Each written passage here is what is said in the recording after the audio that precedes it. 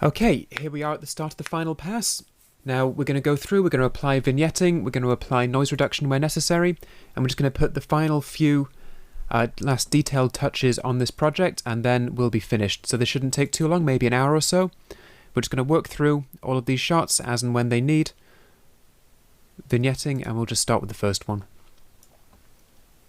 So that's a nice shot. I think I'll add a face vignette here.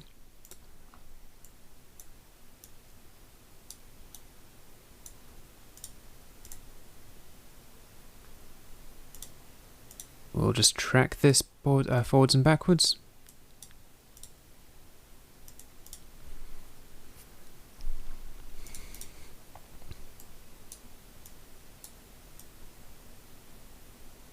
That's more like it. There we go. Get a little bit more out of those shadows. That's nice. The eyes are a little dull now, so what we're going to do, we're just going to draw a shape around the eyes. And we're going to draw a second shape. We hit this button here, which is plus curve window. This adds a second curve window on the same node. And now anything we do on this node will happen inside both of these diamonds. That's very important. So I wang that right up. The purple hits both shapes. So what we can do is that we can go through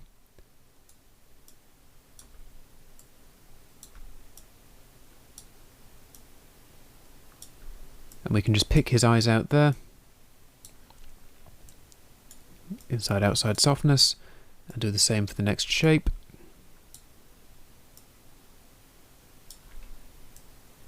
We always soften these up quite a bit, otherwise they look a bit obvious, and we just need to track the pair of them.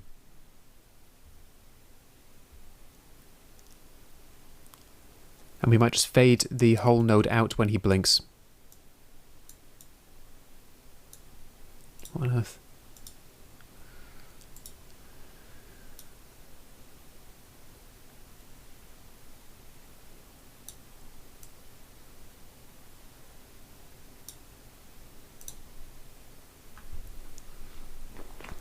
And this clip's behaving a little bit oddly because it's been time reversed. That always causes slight issues in Resolve. But that's fine. So now here we have our eyes, and now we can just bring them up. We don't want to make it weird, but we can bring them up a fair amount. And just slightly increase the saturation. Now we can see the difference that's made. And we don't want them to glow, we don't want them to look unnatural, so we'll just be careful.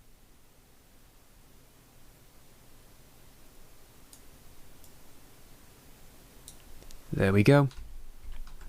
That's enough, but not too much. And now the last thing we're going to do is we're just going to keyframe this node.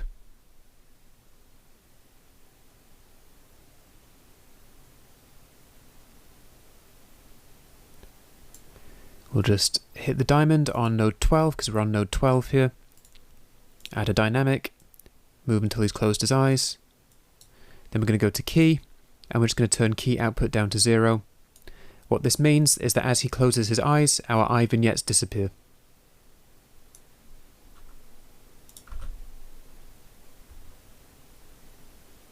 And now when he opens his eyes, they're brought out from the shot.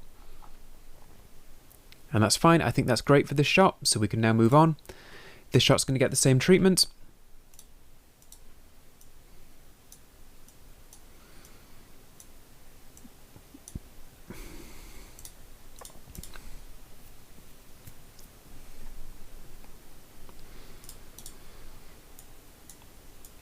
Going to bring things down. There we go. Really like the way the skin tone works out like that. So now we're just going to etch out the eyes. And the second eye.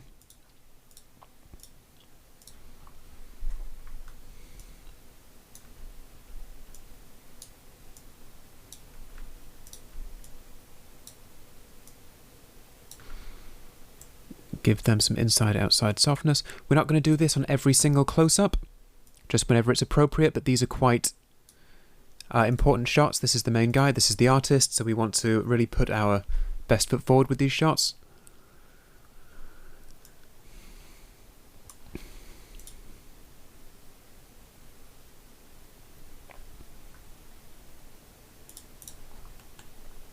And then we're going to want to bring our gain up, our mids up, and our shadows down a bit. Okay, that's probably a bit too much.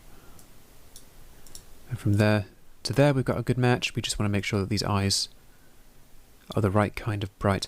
Just going to turn the saturation within the eyes down a little bit. His whites are looking a bit yellow and that makes him look a bit ill. So we're just going to bring that down slightly, and that's a much cleaner white of the eye.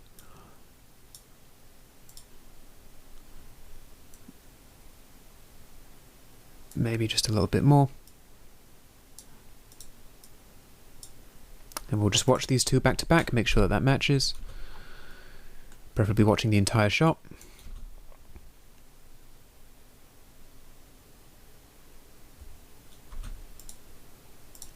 Okay, face might be a little bit dark here, so we'll just brighten that up slightly.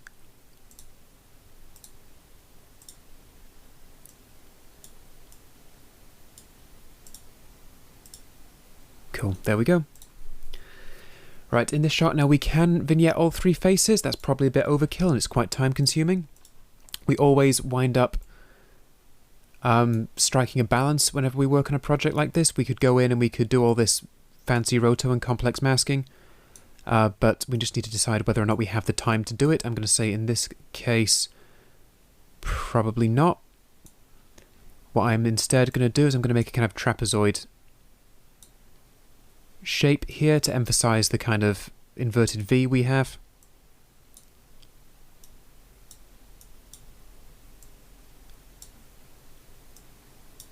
I'm going to take this off so that we don't darken or lose any of our actresses. We can bring this up. This is going to be black bar below this middle line, so here's just a bit of vignetting. We'll hit this to turn it inside out, and now within here what we'll do is we'll just bring it down a bit.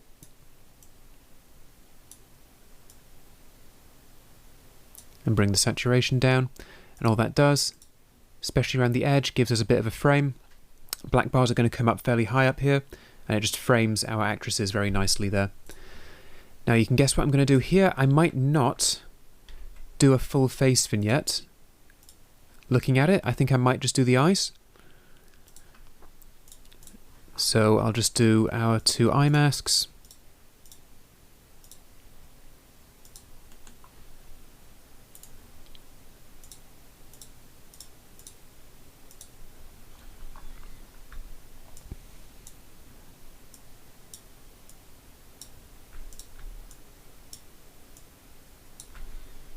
And what we will do is we will soften these, and we will track them both.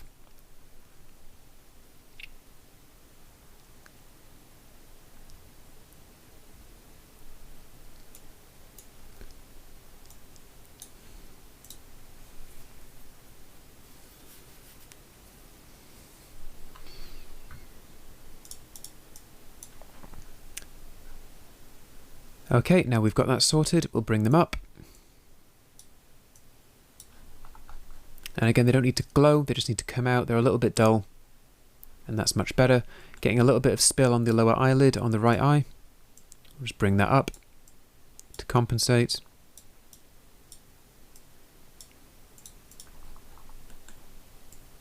There we go. This shot doesn't require anything. You can guess what we're going to do here. The whites of this guy's eyes in particular might need cleaning out. We'll take a look.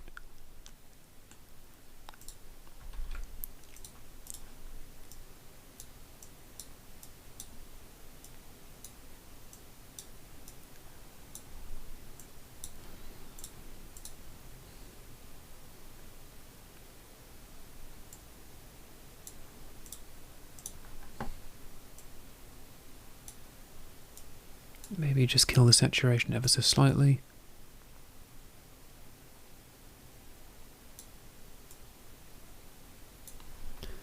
That's cool, and now his eyes are a little bit dull, so what we'll do is we'll bring them up.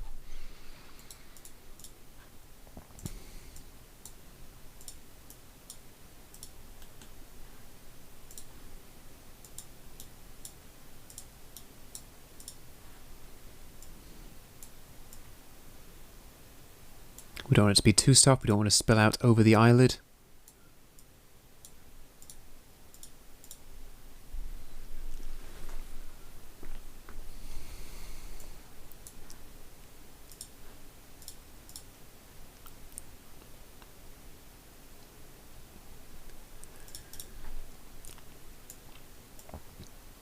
just bring that up. Don't need to do anything to the shadows, and we'll just clean out the whites of his eyes by killing the saturation ever so slightly.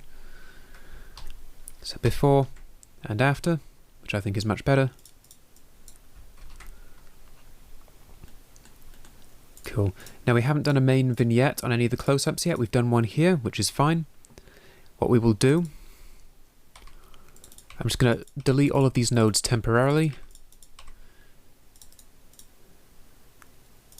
Third pass. I'm going to grab that still, then I'm going to hit Control and Z to bring all of our previous nodes back. Well, that's done. We've now got a still up here. Now, if we go to another shot, we can, if we if we middle click, we'll overwrite the grade. However, if we right click and choose Append Node Graph, it will take the nodes in this still and stick them onto the end of our node graph. And what this will do is allow us just to paste that vignette on, which is what we want to do with this shot. In fact, the 7th node is doing nothing there, so we'll get rid of that.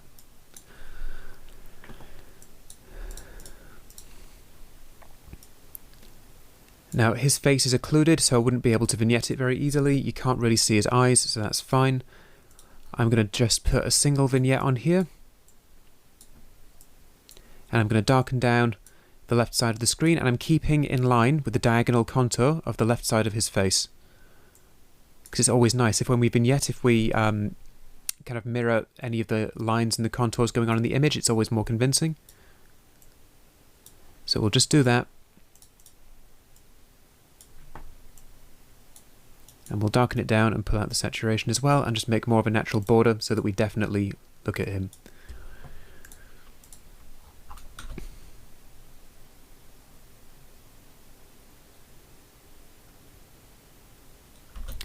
Okay, this shot doesn't need a vignette, but it does need noise reduction.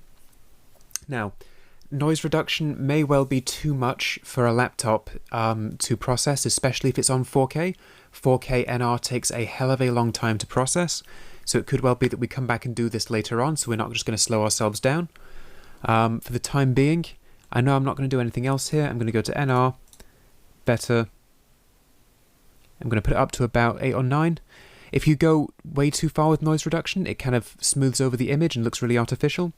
Typically, you don't want it to be much higher than about 12 or 15 in extreme cases. So I'm going to take this up to about 9. Then temporal, better. Threshold about 10. This is going to play back very slowly now. But it does help deal with some of the noise in the shadows on the trousers there. I'm not going to rush into noise reduction so far, and most of these shots don't need it. Most of these shots are pretty good. It's just shots like this with particularly noisy areas might just need a helping hand. I'm actually okay with that the way it is. If I were to vignette the right hand side, it would hit her arm, which I don't want. She doesn't need any more contrast and we cannot see her eyes. So I'm happy to leave that shot the way it is. I would just do his eyes here. I think there's enough contrast on his face, so I'm just going to do the eyes adjustment. Let's just see how he moves. Okay, cool.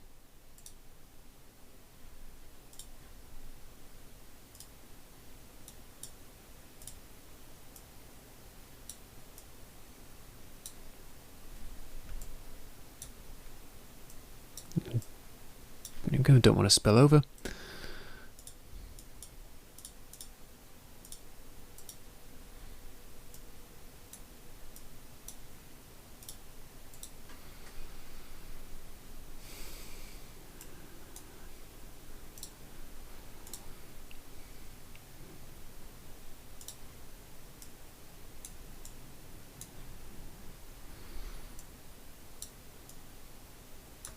Cool. So now what we'll do, we'll bring these up, bring that, and he just needs a little bit of help in the shadows there.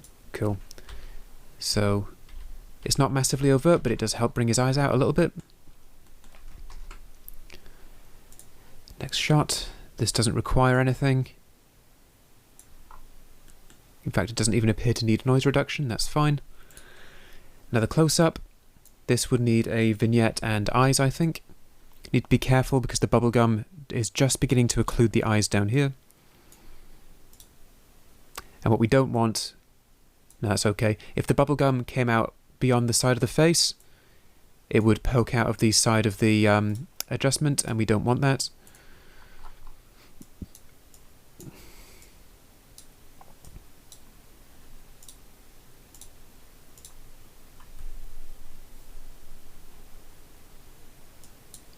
And we'll just correct that a bit. And what we'll just do is add just a smidge of contrast. And now I just want to sort out those eyes because they are a little bit dark and overshadowed.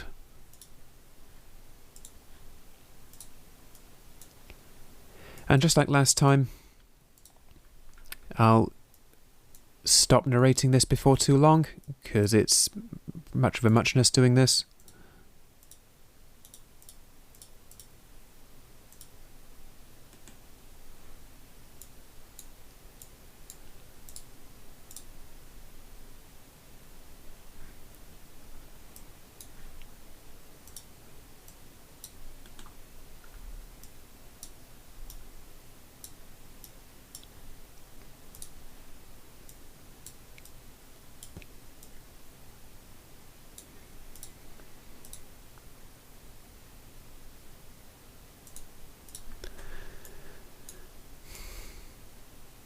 There we go.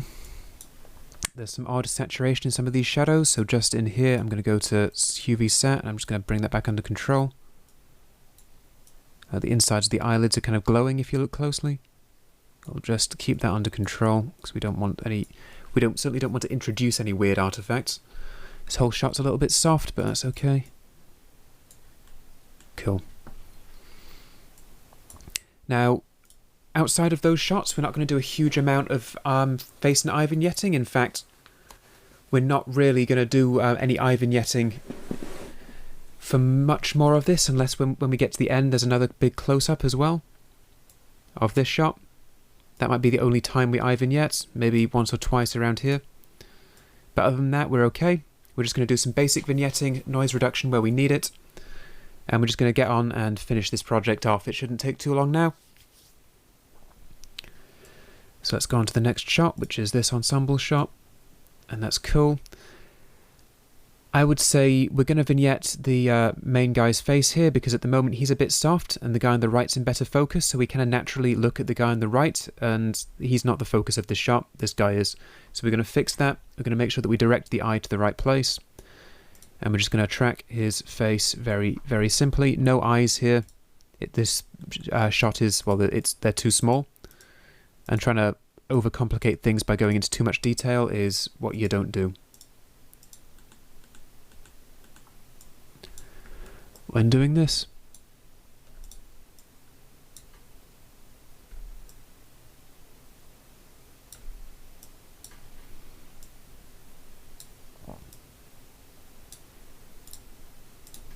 dead simple track. Cool. And we're just going to buff up the saturation here. I'll tell you what we might also do. So on here we have this icon, the blur and sharpen tool icon from Photoshop. We now have blur and sharpen. All we do is we hit radius and drag it down to sharpen or up to blur. We're going to sharpen this ever so slightly. Now we always use a very light touch when we are sharpening something. So in this case we're just going to pull down maybe like 3 or 4 points, and that will be enough. And then we'll continue to just tease out the contrast here.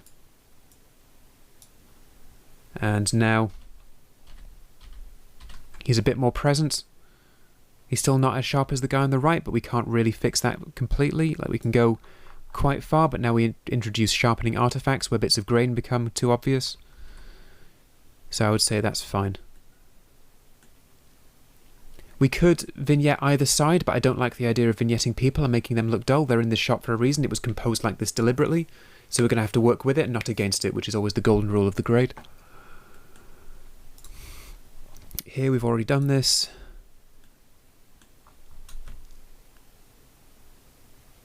This requires a bit of noise reduction.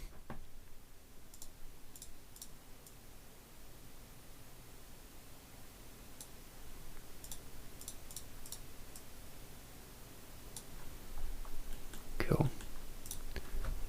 This is fine. Now, because there's a lot of movement on this shot, static vignettes are not a good idea. When we have a shot that moves a lot like this, if I were to just set up a vignette, and I'll show you what this does, if I were to just set up a vignette on one side, let's say I've only looked at the first frame and I've rushed to do something because the client's breathing down my neck, if I give us this standard kind of look of a vignette, if this shot didn't move, that would work. However, it does, and now, look, the vignette is clearly on the left here, other things are being brought into it, it's hitting things it shouldn't hit. So we don't typically make vignettes on shots that move this much. If we do anything with shape layers, if we do anything with power windows on a shot like this, it will be tracked. So, yeah, we can leave that as it is.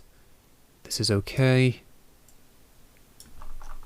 That needs some noise reduction because these trousers are always quite noisy.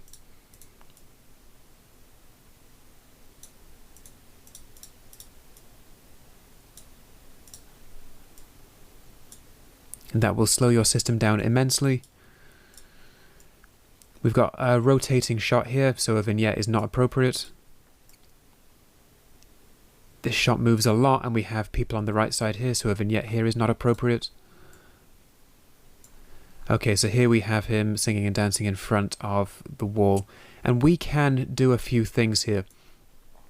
We can vignette the left-hand side, but I don't like doing that. I like to vignette the top and the bottom here. So what I'm going to do, in fact, I'm going to take a shortcut. I'm going to go through and I'm going to group all of my yellow wall shots together. All the close ones.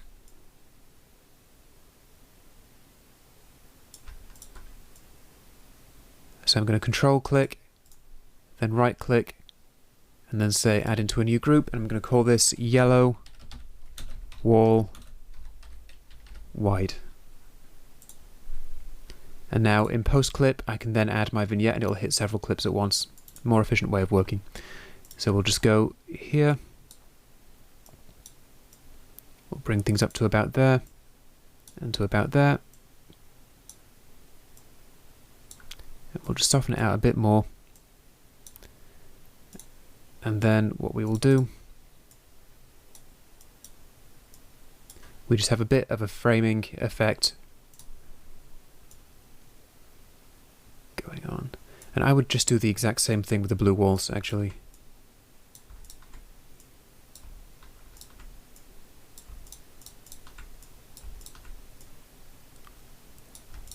We're not doing anything super detailed, it's quite broad and general, so that's okay.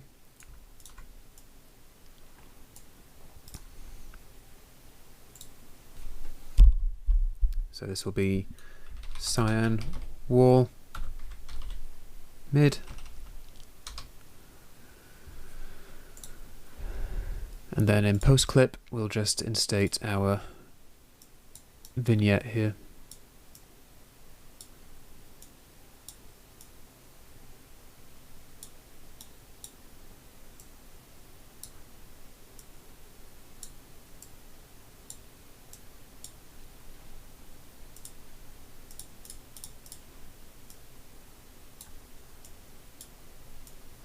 Then we just have a bit of a framing effect on these shots, and that's fine. Okay, now this one, we could do the same thing. It's quite bright, it's quite active and animated, and I like the idea of just adding a little bit of extra punch. So what we can do, also we'll stick all of these together in a group because they're all from the same rush, so they'll take that.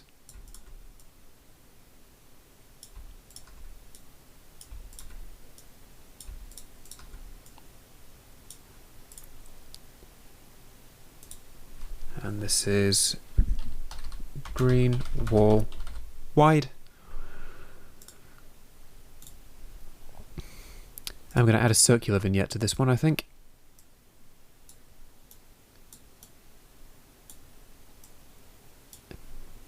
And it's not going to be too obvious. We're just going to bring things down a little bit around the edges.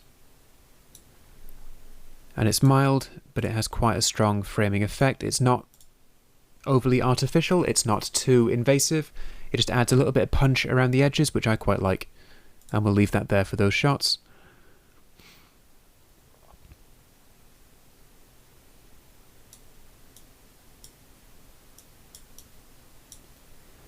Okay, so that obviously moves a lot, and these guys are in here on the left and the right, so we won't vignette. This is another shot, and we have people all the way across the frame. We sweep, and they fill the frame, so no vignettes there. This has now been vignetted. Okay, this is an easy one. We don't have to vignette every shot, it's just if we feel it's appropriate to do so. This is quite a stylized project, so we can get away with quite a lot of creative vignetting here.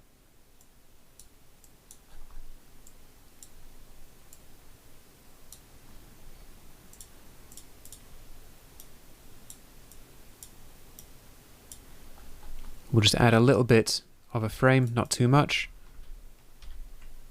But we'll just make sure that we really direct your eye to the talent here. This shot spins around, so is not a good candidate. So we're approaching the half-hour mark, so I'm going to stop narrating here because I'm pretty sure you get the idea by now. So I'm just going to finish this off, and then we'll go through the final thing.